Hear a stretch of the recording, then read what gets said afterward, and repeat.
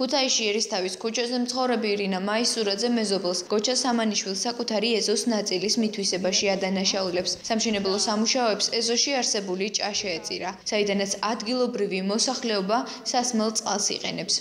თბილისში ვიყავი წასული ბავშვებთან ერთად, როდესაც ჩაასხეს ბეტონი და გადმოწიეს ეს საზღვარი ასე.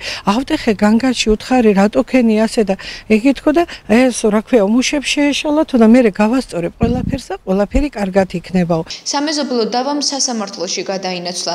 მოპასუხე მხარეს წარმოადგენს საჯარო რეესტრიც, რომელსაც ირინა მაისურაძე საკადასტრო ნახაზის გაყალბებაში ადანაშაულებს. უნდა დავადასტუროთ ის, რამდენად სწორია მისი ახაზული ნახაზი ტეგბიუროში ახაზულ ნახაზებს. გაყალბებულია მთლიანად საკადასტრო აზონვითი ნახაზი, ყველანაირი მტკიცებულებები გამაჩნია, კალოდეცია და სადაც ყრუ კედელი წარმოადგენს საზღვარს. ბრძოლას განვაგრძობ ყველანაირად და სანამ სიმართლეს არ მივაღწევ, არ მოვეშვები ამ საქმეს. დემონსტრაციულად დავჯდებით პარლამენტთან მთელი ოჯახი და გამოვაცხადებთ, რომ არ მინდა მოქალაქეობა ასეთი ქვეყნის, სადაც ვერ იცავს შენ ქონებას, შენ თავს და შენ უფლებებს. გამოწვეულია ღობე კედელთან შედარებით, რაც არ ემთხვევა ტეგბიუროში არსებულ მონაცემებს, ეწინააღმდეგება.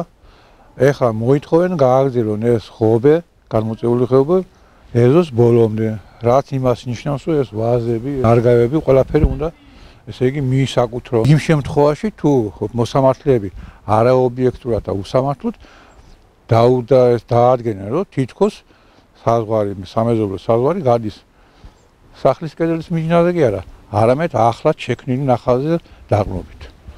დავის მიზეზი გახდა სამანიშვილის მიერ აშენებული თონე. როგორც მაისურაძე აღნიშნავს, თონეში რეზინისა და პლასმასის ნივთებს წვავენ. გააკეთეს თონე, ყოველ დილით მოშხამულია ჰაერი, რას წვავენ არ ვიცით.